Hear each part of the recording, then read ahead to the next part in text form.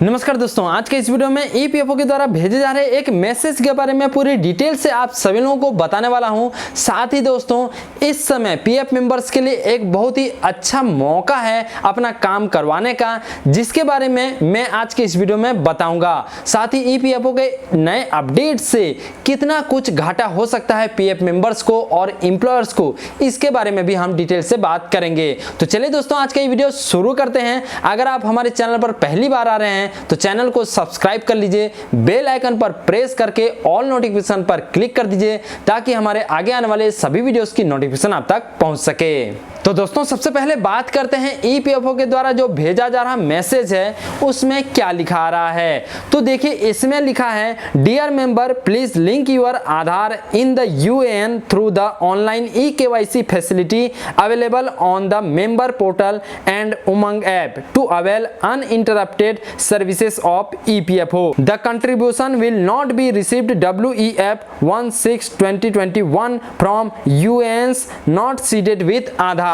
तो इसमें कहा जा रहा है कि प्रिय सदस्य, अगर आपका आधार लिंक नहीं है आपके यूएन अकाउंट से तो आप अपना आधार अपने यूएन अकाउंट से तुरंत लिंक कर लीजिए, ई-केवाईसी पोर्टल से या तो फिर उमंग ऐप से।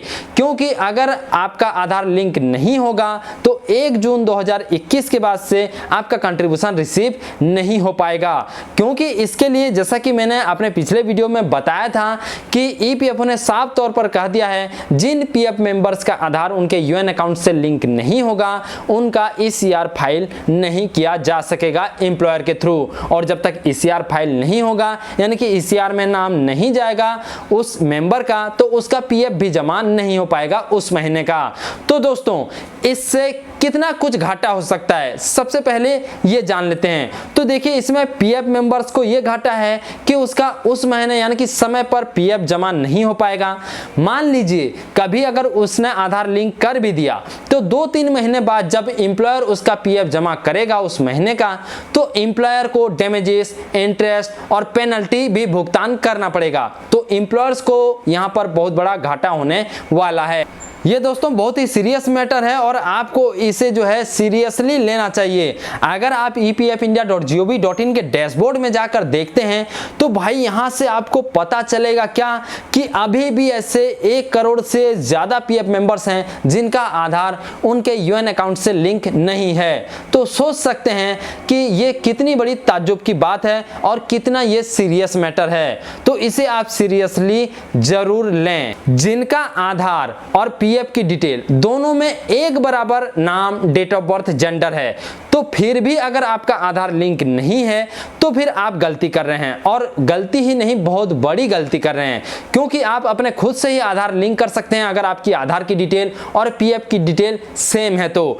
इसके लिए आप देखिए, आप यूनिफाइड मेंबर पोर्टल पर केवाईसी ऐड कर लीजिए। जैसे ही सेव करेंगे डायरेक्टली आपका आधार लिंक हो जाएगा आपके पीएफ यूएन अकाउंट से। सेकंडों का काम है। उसके बाद उमंग ऐप पर भी आप आधार सीडिंग ऑप्शन के जरिए अपना आधार लिंक कर सकते हैं।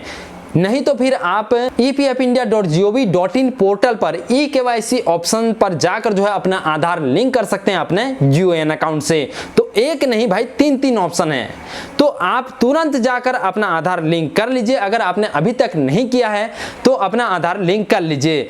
अब यहाँ पर बात आती है, जिन लोगों का आधार का डिटेल और पीएफ का डिटेल मिसमैच है, यानी कि नाम, डेट ऑफ बर्थ, जेंडर में अलग अलग है, कुछ रॉन्ग है, चाहे वो आधार में हो चाहे वो पीएफ की डिटेल में हो, तो ऐसे केसेस में वो अपना आधार लिंक नहीं कर पा रहे हैं। तो देखिए, बहुत सारे केसेस ऐसे हैं जहां आप ऑनलाइन ही अपने पीएफ डिटेल में करेक्शन के लिए अप्लाई करा सकते हैं। अगर आपकी आधार डिटेल में गलत है तो आप आधार सेंटर में जाइए, 1-2-3 दिन में आपका जो है आधार डिटेल करेक्ट हो जाएगा। तो यहाँ पर पीएफ की डिटेल भी बहुत सारे केसेस ऐसे हैं जहां पर आप ऑनलाइन ही करेक्शन के लिए रिक्वेस्ट सबमिट करके अपनी पीएफ की डिटेल सही करवा सकते हैं। अगर जल्दी नहीं हो रहा है तो आप ग्रीवेंस रजिस्टर कर दीजिए, जिससे कि आपकी करेक्शन जल्दी हो सके। यहाँ पर दोस्तों कुछ ही केसेस ऐसे हैं जहां पर जॉइंट डिक्लेरेशन फॉर्म फॉर्म यानी कि ऑफलाइन के जरिए ही डिटेल्स चेंज हो सकती है।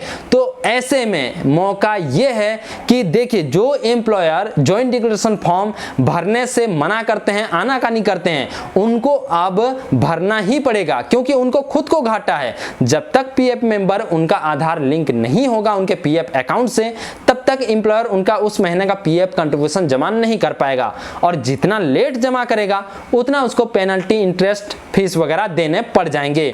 तो इसलिए अभी तो एक ऐसा मौका है कि एम्प्लॉयर्स तो घर घर जाकर यानी कि कह सकते हैं अपने पीएफ मेंबर्स की डिटेल करेक्ट करें, फिर उनका आधार लिंक करें। भाई ऐसा भी हो सकता है। तो मौका इसलिए अच्छा है कि आप अपने एम्प्लॉयर को बोलिए, वो जॉइंट डिक्लेरेशन फॉर्म में सील और सिग्नेचर कर देंगे। आपकी जो भी इनकरेक्ट है, अगर आप ऑनलाइन नहीं कर पा रहे हैं रिक्वेस्ट सबमिट, तो दोस्तों आप जॉइंट डिक्लेरेशन फॉर्म सबमिट कर दीजिए अपने रीजनल पीएफ ऑफिस में, और सबसे पहले अपनी डिटेल करेक्ट करवा लीजिए। उसके बाद आप अपना आधार लिंक कर लीजिए।